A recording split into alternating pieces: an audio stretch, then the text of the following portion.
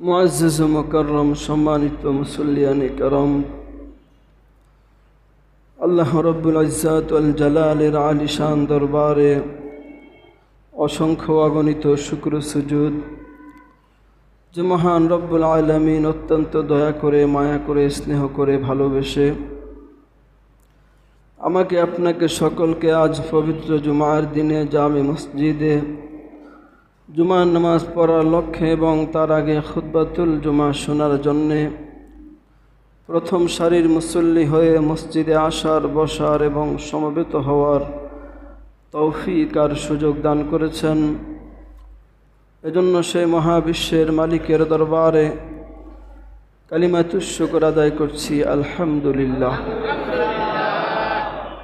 লক্ষ কোটি দুরূদ সালাম প্রেরিত হোক আল্লাহর সৃষ্টির প্রধান আকর্ষণ, বিশ্বসভার মহান সভাপতি আমাদের প্রিয় নবী মুহাম্মদুর রাসূলুল্লাহ সাল্লাল্লাহু আলাইহি ওয়াসাল্লামের উপর। সম্মানিত মুসল্লিয়ানে কেরাম, এই পৃথিবীতে আমরা যারা আছি, আমাদের মাঝে হাজারো মত, হাজারো পথ, হাজারো দল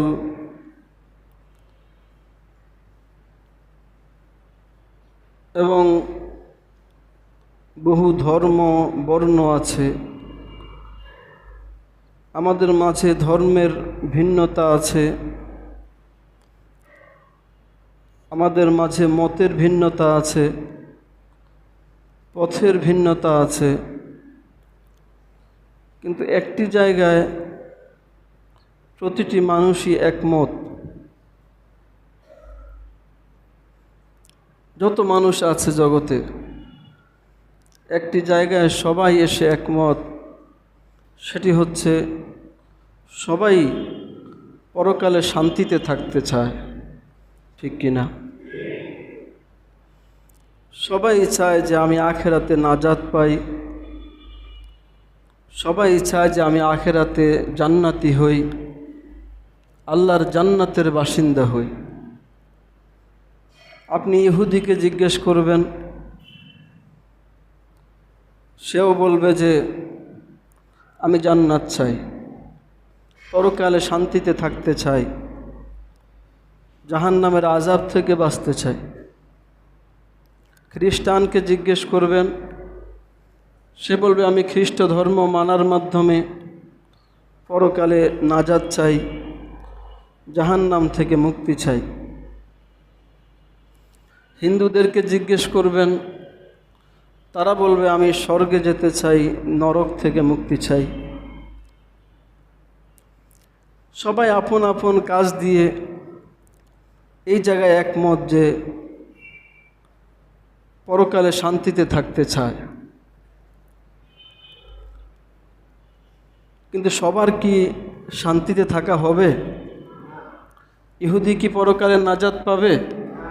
খ্রিস্টান, বৌদ্ধ, হিন্দু কেন পাবে না? কারণ আল্লাহ তাআলা কোরআনে কারিমে স্পষ্ট ঘোষণা করে দিয়েছেন। কোরআন কার কিতাব? কার কথা? আল্লাহ তাআলা কোরআনে কারিমে স্পষ্ট বলে দিয়েছেন, وَمَنْ يَبْتَغِ غَيْرَ الْإِسْلَامِ دِينًا فَلَنْ يُقْبَلَ مِنْهُ وَهُوَ فِي الْآخِرَةِ مِنَ الْخَاسِرِينَ। যে ব্যক্তি ইসলাম ছাড়া অন্য কিছুকে দিন হিসেবে গ্রহণ করে নিবে, ধর্ম হিসেবে গ্রহণ করে নিবে, ফালাই ইউকবালা মিনহু, তার এই ধর্ম তার পক্ষ থেকে আল্লাহ তাআলা কখনো গ্রহণ করে নিবে না। আল্লাহ তাআলার কাছে মনোনীত ইন্নাদ-দীনা ইনদাল্লাহিল ইসলাম, আল্লাহ তাআলার কাছে মনোনীত একটা মাত্র ধর্ম, সেটা হলো ইসলাম। সুতরাং যারা ইসলাম মানবে, তাদেরকেই আল্লাহ তাআলা পরকালে নাজাত দান করবেন। পরকালে তারাই জান্নাতের মালিক হবে। আল্লাহর সেই চিরশান্তির জায়গা, যেখানে অশান্তির লেশ মাত্রও নাই, যেখানে আর কোনো দিন আপনি মরবেন না, যেখানে আর কোনো দিন আপনার শরীরে কোনো অসুস্থতা আসবে না, শুধু সুস্থতা আর সুস্থতা, শুধু শান্তি আর শান্তি। কেউ আপনাকে কষ্ট দিবে না, কেউ আপনার বিরুদ্ধে মামলা করবে না, আপনি কারো বিরুদ্ধে মামলা করতে হবে না, কারো সাথে ঝগড়া হবে না, কেউ আপনাকে কষ্ট দিবে না, আপনিও কাউকে কষ্ট দেওয়ার দরকার হবে না। শুধু আনন্দ আর আনন্দ, শান্তি আর শান্তি, কোনো দিন মরে যাওয়ারও কোনো ভয় নেই। এই অবস্থায় অনন্তকাল, যুগের পর যুগ, হাজার হাজার বছর, লক্ষ লক্ষ বছর, কোটি কোটি বছর, কত হাজার কোটি বছর, কত লক্ষ কোটি বছর অতিবাহিত হবে, চলতেই থাকবে। কোনো দিন ওই জীবনের কোনো শেষ নাই, ঠিক কি না? আখিরাতের জীবনের শুরু আছে, কোনো শেষ আছে? কোনো শেষ নাই। সেই জীবনে শান্তি পাওয়ার জন্য, পরকালে আল্লাহর জান্নাত পাওয়ার জন্য একটা কাজ, একটা জিনিস আপনাকে শিখতে হবে। সেটি হচ্ছে আল ঈমান বিল্লাহ, আল্লাহর প্রতি ঈমান। ঈমানকে শিখতে হবে। কি শিখতে হবে? ঈমান শিখতে হবে। আপনি কত লেখাপড়া করলেন, জীবনের অর্ধেক সময় ব্যয় করে ফেলছেন লেখাপড়া করতে করতে। উদ্দেশ্য কি? উদ্দেশ্য অনেকগুলোর মধ্যে বড় একটা উদ্দেশ্য এটা, ভালো রেজাল্ট করলে লেখাপড়া শেষে ভালো একটা চাকরি পাওয়া যাবে। এই উদ্দেশ্য আছে না নাই? ভালো একটা চাকরি পাইলে ভালো বেতন পাওয়া যাবে, ওই বেতন দিয়ে ভালো থাকতে পারবো। হায়াতের শেষের এই কয়টা বছর ভালো চলার জন্য আপনি এত বছর লেখাপড়া করলেন, এত কিছু শিখলেন, এত পরিশ্রম করলেন, এত রাত আপনি নির্ঘুম কাটালেন লেখাপড়ার পিছনে মেহনত করতে গিয়ে। কিন্তু আখেরাতে জনমের পর জনম, হাজার লক্ষ কোটি বছর যে আপনাকে শান্তিতে থাকার জন্য একটা জিনিসের দরকার, ঈমান। সেই ঈমানও কি আমাদের শিখার দরকার আছে না নাই? ওই পরকালের, অনন্তকালের জাহান্নাম থেকে বাঁচার জন্য, অনন্তকালের জান্নাতের মালিক হওয়ার জন্য আপনাকে কত বছর লেখাপড়া করা দরকার? জীবনের অর্ধেক অংশ লেখাপড়া করলেন, বাকি অর্ধেক শান্তিতে থাকার জন্য, তাও কোনো গ্যারান্টি নাই। বাকি কি অর্ধেক থাকে, না 1 বছর থাকে, না 2 বছর থাকে, না 10 বছর থাকে? লেখাপড়ার শেষে আপনি কয় বছর বাঁচেন, কোনো গ্যারান্টি আছে? ওইটার জন্য আপনি এত বছর লেখাপড়া করলেন, কিন্তু যেখানে অনন্তকাল আপনি থাকবেন, যে জিনিসের মাধ্যমে, যেই লেখাপড়ার মাধ্যমে, ওইটা আপনি কতদিন পড়লেন? এজন্য আমাদেরকে ঈমান শিখতে হবে। কি শিখতে হবে? ঈমান শিখতে হবে। সাহাবায়ে কেরাম ঈমান শিখেছেন। আজকে আমরা সব শিখি, আমল শিখি, আমল শিখার আগ্রহ যথেষ্ট আছে, কিন্তু ঈমান শিখার আগ্রহের মধ্যে ঘাটতি আছে। ঈমান শিখার আগ্রহে কি আছে? ঘাটতি আছে। আমল তো অনেক শিখি, কিন্তু সারা রাত ধরে আপনি মাছ ধরলেন। দেশ গ্রামে বেয়াল আছে, বেয়াল চিনেন তো? বেয়াল চিনেন? মাছ ধরে যে, চিনেন না আপনারা? কি বলেন? এই যে খালের মধ্যে বড় একটা জাল কইরা উপরের দিকে উঠাইলে তারপরে মাছ উঠে, বেয়াল না? হ্যাঁ, করা জাল। আচ্ছা, যেটাই হোক, চিনছেন তো নাকি? এখন মাছটা সারা রাত ধরে ধরলো, ধরার পরে যে পাত্রের ভিতরে লইল, ডুলা বলেন, খলি বলেন আর জাল বলেন, যেটাই বলেন, ওইটার ভিতরে লইল, ওইটা ছিদ্র। ওইটা কি? সকালবেলা মাছ কয়টা পাইবেন? সারা রাতের কষ্ট বিফলে গেল না? কারণ কি? ছিদ্র, ঠিক কি না? ঠিক তেমনই আমরা অনেক আমল করব, কিন্তু এই আমলগুলো পরকালে কোনো কাজে আসবে না যদি আমাদের ঈমানের মধ্যে ছিদ্র থাকে, ঠিক কি না?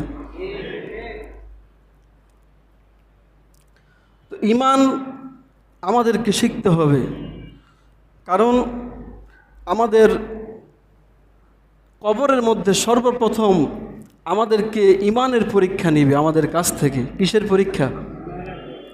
ঈমানের পরীক্ষা নিবে। এজন্য কবরের মধ্যে যে নাজাত পেয়ে যাবে, অর্থাৎ ঈমানের পরীক্ষা যে পাশ করে ফেলবে, তার সামনের ঘাটি, সামনের যত পরীক্ষা আছে সেগুলো আল্লাহ সহজ করে দিবে।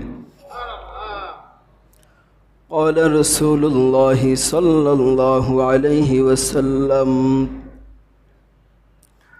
القبر أول منزل من منازل الآخرة فإن نجا منه فما بعده أيسر منه وإن لم ينج منه فما بعده أشد منه أو كما قال النبي صلى الله عليه وسلم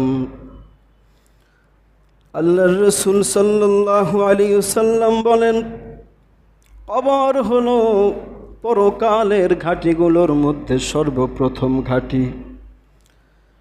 যে এই ঘাটিতে মুক্তি পেয়ে যাবে, ফাইন নাজা মিনহু ফামা বাদাহু আইসারু মিন, যে এই ঘাটির মধ্যে মুক্তি পেয়ে যাবে তার সামনের ঘাটিগুলো সহজ হয়ে যাবে। ওয়া ইল্লাম ইয়ানজি মিনহু, আর যে ঘাটির মধ্যে মুক্তি পেল না, ফামা বাদাহু আশাদ্দু মিনহু, তার সামনের ঘাটিগুলো আরো বেশি কঠিন হয়ে যাবে। নাউজুবিল্লাহ। তাহলে কবরের যে সওয়াল প্রথম আমাদের, সেটি হচ্ছে ঈমানের পরীক্ষা, ঈমানের সওয়াল। সেই ঈমানের সওয়ালে যদি আমরা পাশ করতে পারি, সামনেরগুলো সহজ হয়ে যাবে। আর সেই ঈমানের সওয়ালে যদি আমরা ফেল করি, তাহলে সামনেরগুলো কঠিন হয়ে যাবে। তো সেই ঈমান আমাদের শিখার দরকার আছে না নাই? কবরের প্রশ্নের জবাব পাওয়ার জন্য আপনাকে আমলের কথা কবরে জিজ্ঞেস করবে না, জিজ্ঞেস করবে ঈমানের কথা। এটা যদি সহজ হয়, হাসরের ময়দানে হবে আমলের বিচার, সেগুলো সহজ হয়ে যাবে। কিন্তু ঈমানেরটার মধ্যে যদি আপনি ধরা পড়েন, হাসরের ময়দানে আপনি অনেক আমল করছেন, ওগুলি কাজ হবে না। বিষয়টা বুঝাইতে পারছি? এজন্য ঈমান শিখতে হবে। ঈমান কি? আমানতু বিল্লাহ, আমরা পড়েছি আমানতু বিল্লাহ, আমরা ঈমান এনেছি আল্লাহর উপরে। তো একথা যদি বলি, আমরা সবাই বলবো হ্যাঁ আমরা তো আল্লাহর উপর ঈমান আনছি, আমরা তো সবাই আল্লাহকে বিশ্বাস করি, ঠিক না? সবাই তো এক আল্লাহ আছে এটা মানি, ঠিক কি না? শুধু আমরা না, আল্লাহ তাআলা কোরআনে কারিমে বলছেন, ওয়ালা ইন সাআলতাহুম মান খালাকাস সামাওয়াতি ওয়াল আরদ, তাদেরকে যদি আপনি প্রশ্ন করেন, মক্কার কাফেরদেরকে যদি আপনি প্রশ্ন করেন যে আসমান জমিন কে সৃষ্টি করেছে, লা ইয়াকুলুন্নাল্লাহ, অবশ্যই অবশ্যই তারা বলবে যে আল্লাহ। তাহলে মক্কার কাফেররা আল্লাহরে বিশ্বাস করত? বলেন, বিশ্বাস করত? কে কইছে না করত? আল্লাহ বলছে, ওয়ালা ইন সাআলতাহুম মান খালাকাস সামাওয়াতি ওয়াল আরদ লা ইয়াকুলুন্নাল্লাহ, আপনি যদি তাদেরকে বলেন যে আসমান জমিন কে সৃষ্টি করেছে, তারা বলবে অবশ্যই অবশ্যই আল্লাহ। তাহলে আল্লাহরে বিশ্বাস করতো না? আবু জাহেল সে আল্লাহরে বিশ্বাস করত, বাইতুল্লাহর তওয়াফ করত, হাজী সাহেবদের খেদমত করত, হাজিদেরকে পানি পান করাইতো। বলেন আবু জাহেল মুসলমান না কাফের, জান্নাতি না জাহান্নামী? তাহলে বোঝা গেল আল্লাহ তাআলা একজন আছে এই কথা বিশ্বাস করলে ইমানের জন্য যথেষ্ট হবে না, ঠিক কি না? এতটুকু ইমানের জন্য যথেষ্ট? আল্লাহ তাআলার উপর বিশ্বাস করতে হবে, আল্লাহ তাআলার জাত ও সিফাতের ব্যাপারে একনিষ্ঠ ধারণা রাখতে হবে যে আল্লাহ তাআলা এক এবং একক, আল্লাহ তাআলার কোনো শরিক নাই। আল্লাহ তাআলাকে পাওয়ার জন্য, আল্লাহ তাআলার কাছে যাওয়ার জন্য, আল্লাহর কাছে দোয়া কবুল করানোর জন্য মাঝখানে কোনো মাধ্যম এর কোনো দরকার নাই। আল্লাহ তাআলা তিনি এক এবং একক। আল্লাহ তাআলা সকল জাত এবং সিফাতের মধ্যে তার কোনো শরিক নাই, একথা মনে প্রাণে বিশ্বাস করতে হবে। এই বিশ্বাসটা আমাদের আছে? আমাদের রিজিকের মালিককে? নাকি আমার চাকরি, আমার ব্যবসা, দেশের সরকার? তাহলে কে? রিজিক আসে কি আসমান থেকে নাকি সরকারের ফান্ড থেকে? রিজিক কি আসমান থেকে নাকি আশেপাশের কোনো দেশ থেকে? কোত্থেকে আসে? ইমানদারের সুরে জবাব দেন, রিজিক কোত্থেকে আসে? রিজিক কোথায়? রিজিক আসমানে। আসমান থেকে আল্লাহ তাআলা বৃষ্টির মাধ্যমে জমিনে রিজিক পাঠায়। বলেন সুবহানাল্লাহ। আপনি বলবেন আসমান থেকে রিজিক কই, আমি তো দোকান থেকে কিনি। আল্লাহ তাআলা আসমান থেকে রিজিক বৃষ্টির মাধ্যমে পাঠায়। হতে পারে এক ফোঁটা বৃষ্টির মধ্যে আল্লাহ তাআলা হাজার হাজার মন ধান গম আল্লাহ তাআলা জমিনে পাঠায়া দেয়। আর জমিন থেকে সেই বৃষ্টির পানি থেকে আবার ওখান থেকে ধান গম আমাদের বিভিন্ন শস্য ফসল উদ্গত হয়। সুবহানাল্লাহ। তাহলে রিজিকের মালিক কে? হায়াতের মালিক কে? দৌলতের মালিক কে? আমার ভালো করতে পারেন কে? মন্দ করতে পারেন কে? সকল ক্ষমতা কার হাতে? এতটুকুন আমাদের বিশ্বাস রাখতে হবে মনে প্রাণে। পৃথিবীর কেউ কিছু করতে পারে না, একমাত্র কে করতে পারে? আমার ভালো করতে পারে কে? আমার মন্দ করতে চাইলে কে করতে পারে? সকল কিছু আল্লাহ তাআলার হাতে। এতটুকু আমরা বিশ্বাস করি মনে প্রাণে। কিন্তু আমরা যে মনে করি যে খাওয়ায় আল্লাহ, বাছায় আল্লাহ, পড়ায় আল্লাহ, সব ঠিক আছে আল্লাহ, কিন্তু আল্লাহর হুকুম মানা যাবে না।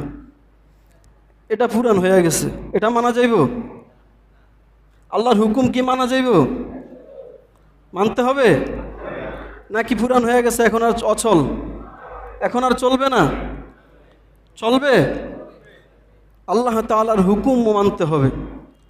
হুকুমের ক্ষেত্রে আপনি অন্য কারো দেওয়া হুকুম মানবেন আর বাকি সব কিছু স্বীকার করবেন যে সব আল্লাহ ঠিক আছে, কিন্তু হুকুমটা আল্লাহর মানতাম না।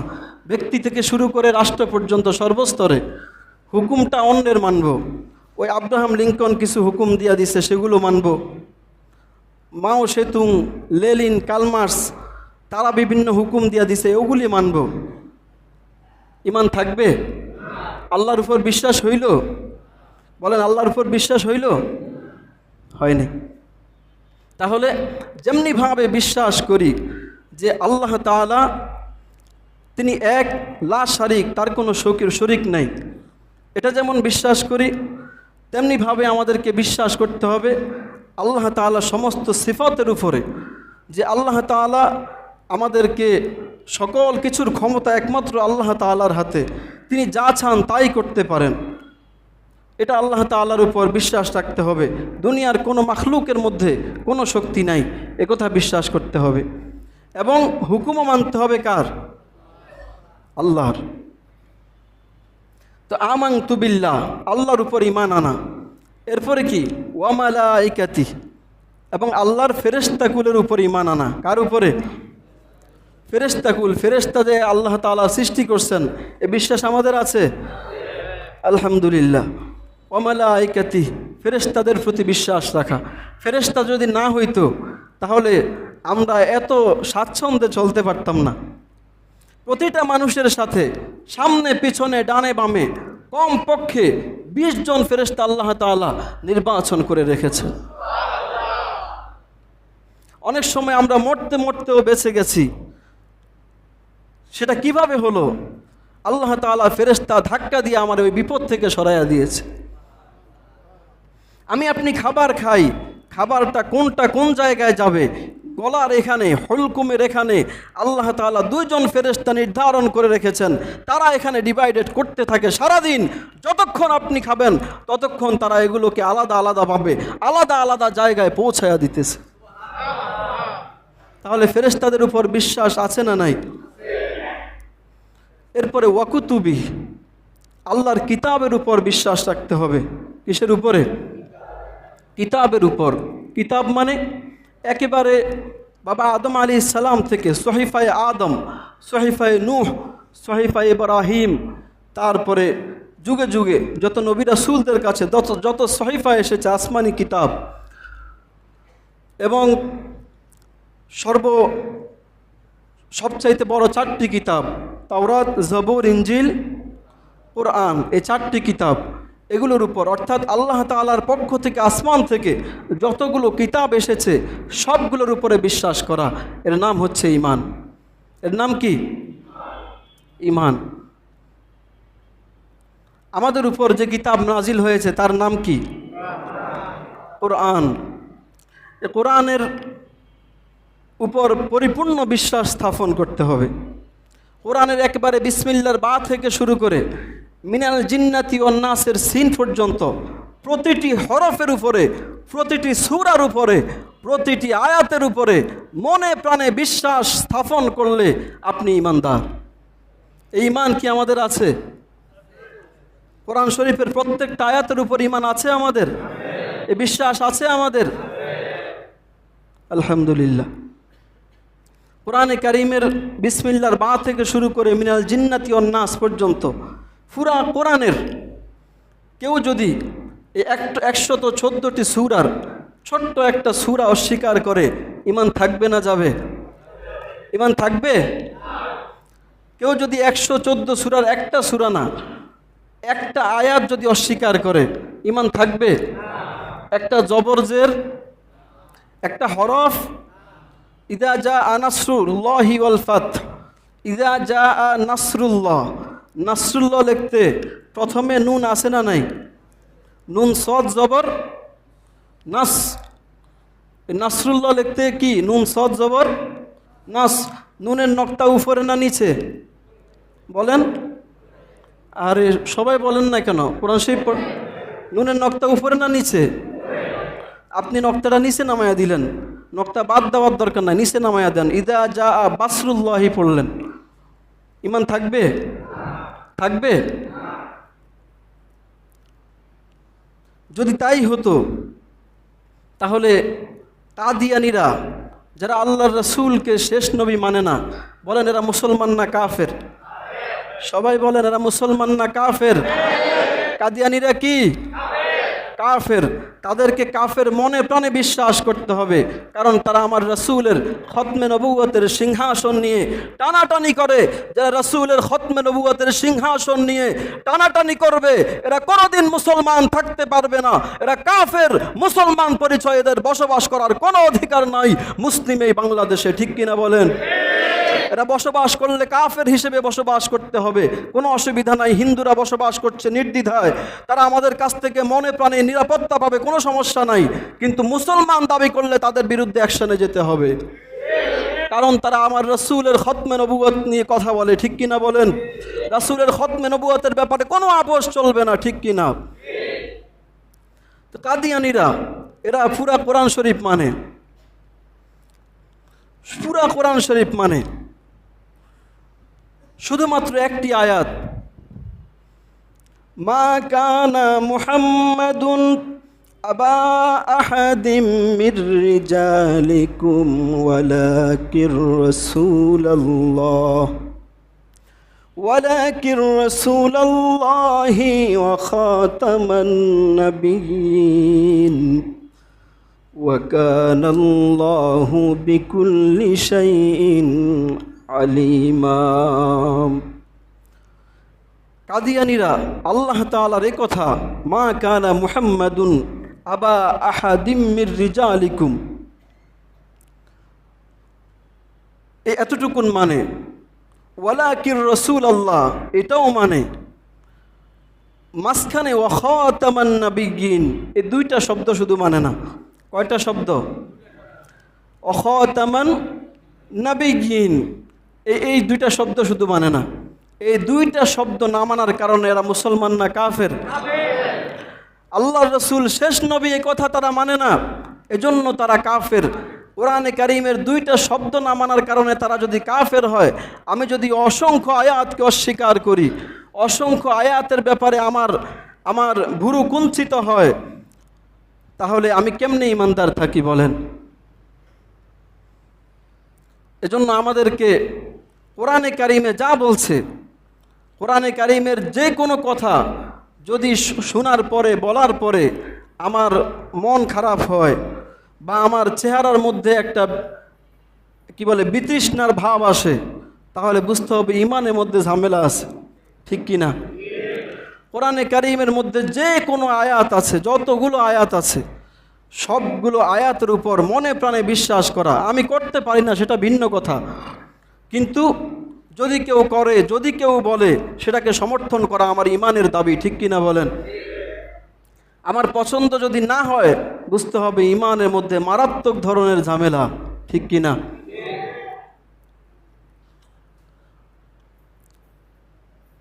মুহতারাম হাজিরিন তো কোরআনে কারীমের উপর অবিচল বিশ্বাস রাখা প্রত্যেকটা আয়াতের উপরে বিশ্বাস স্থাপন করতে হবে তারপরে ওয়াল ইয়াউমিল আখির পরকাল দিবসের উপর ঈমান আনতে হবে যে আমাদেরকে একদিন আল্লাহ তাআলার সামনে উপস্থিত হতে হবে ঠিক কি না কারো সন্দেহ আছে মক্কার কাফেররা বা যুগে যুগে কাফেররা প্রশ্ন তুলেছে আইদা মিতনা ওয়া কুন্না তুরাবা আমরা যখন মরে যাব মাটি মাটি হয়ে যাব তখন আবার আমাদেরকে কিভাবে উঠাবে তো আল্লাহ তাআলা আবার এর জবাব দিয়ে দিয়েছেন কুল ইউহয়িহাল্লাযী আনশাআহা আউওয়ালা মাররা হাবিব আপনি বলে দিন ওইভাবেই উঠানো হবে যেভাবে প্রথমে তোমাকে সৃষ্টি করা হয়েছিল প্রথমে তো তুমি পাউডারও ছিল না এখন তুমি পাউডার হয়ে গেছো তোমার হাড্ডিগুলো গুঁড়া হয়ে গেছে মাটির সাথে মিশে গেছে মাটি হয়ে গেছে যে আল্লাহ তাআলা প্রথমে তোমাকে কিছু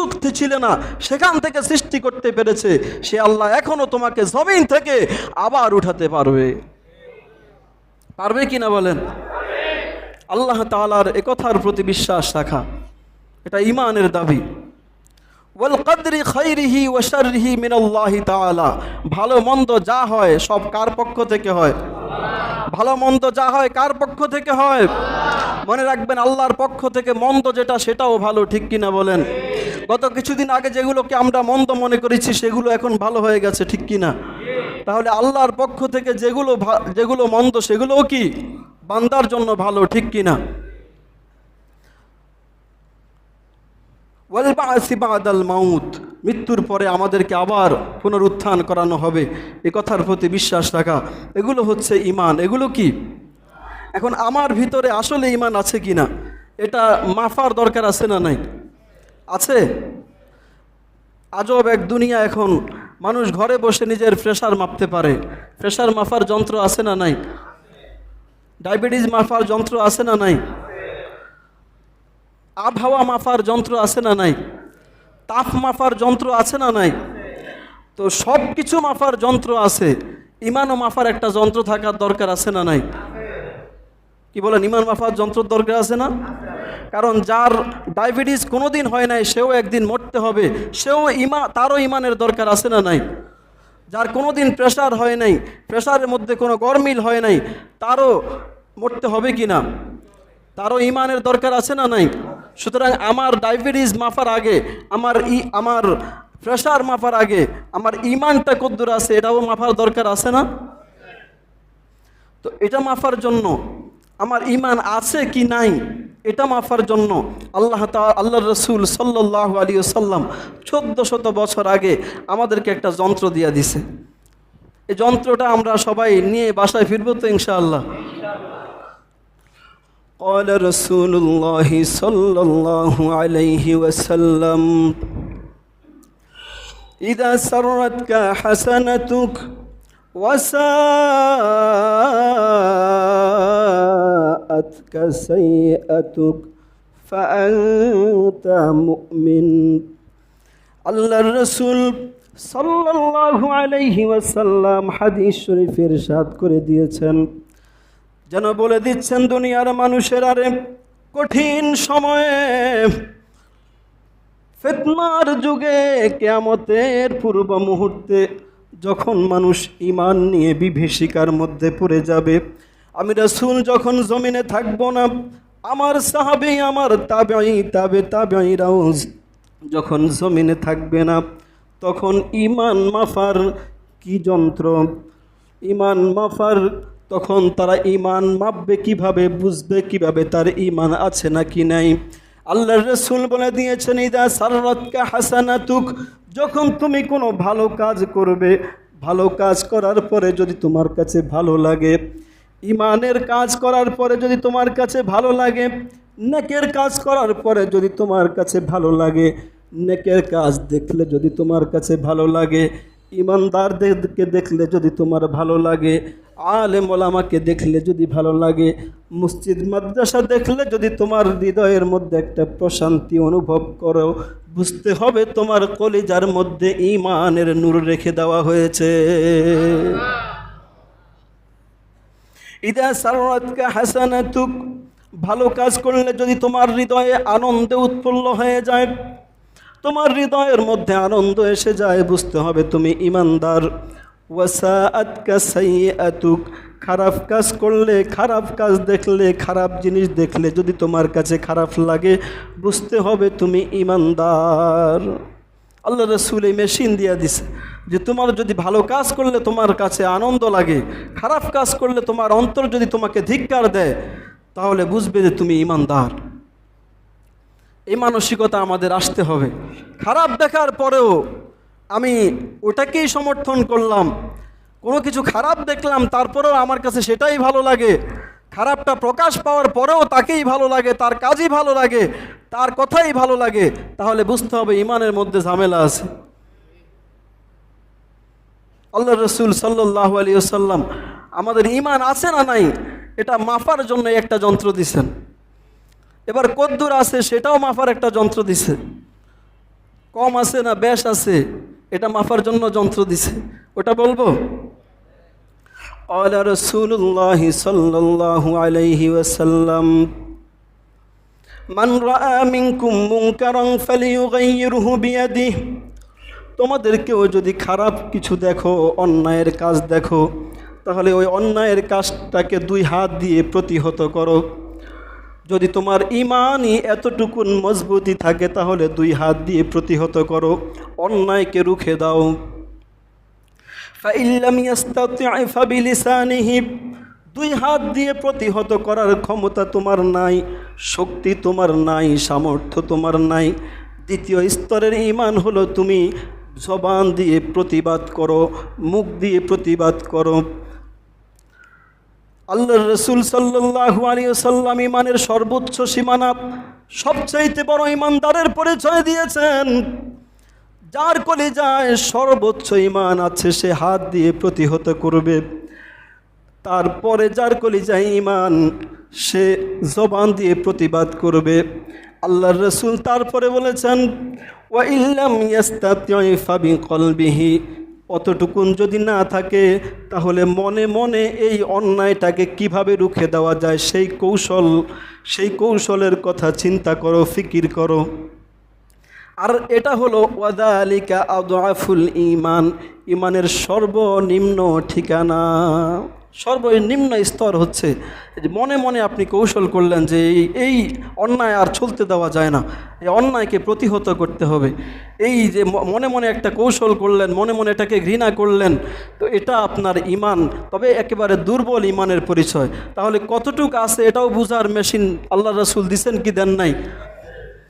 যদি আপনি হাত দিয়ে প্রতিহত করার ক্ষমতা রাখেন বা প্রতিহত করতে পারেন, সে শক্তি সাহস আপনার থাকে, তাহলে আপনি সর্বোচ্চ সীমানার ইমানদার।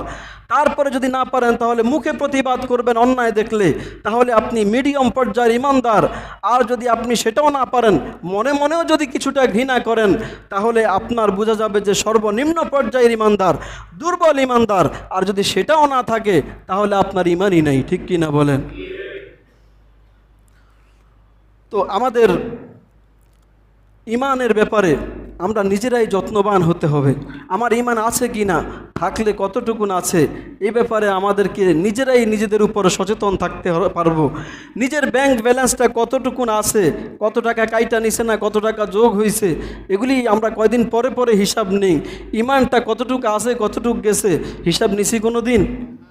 হিসাব নেওয়ার দরকার আছে না নাই? হিসাব নেওয়ার দরকার আছে। যদি আমরা ইমানদার হতে পারি তাহলে আল্লাহ তাআলা কোরআনে কারীমে আমাদেরকে বলেছেন, ইন্নাল্লাযীনা আমানু ওয়া আমিলুস সালিহাত কানাত লাহুম জান্নাতুল ফিরদাউসি নুজুলা।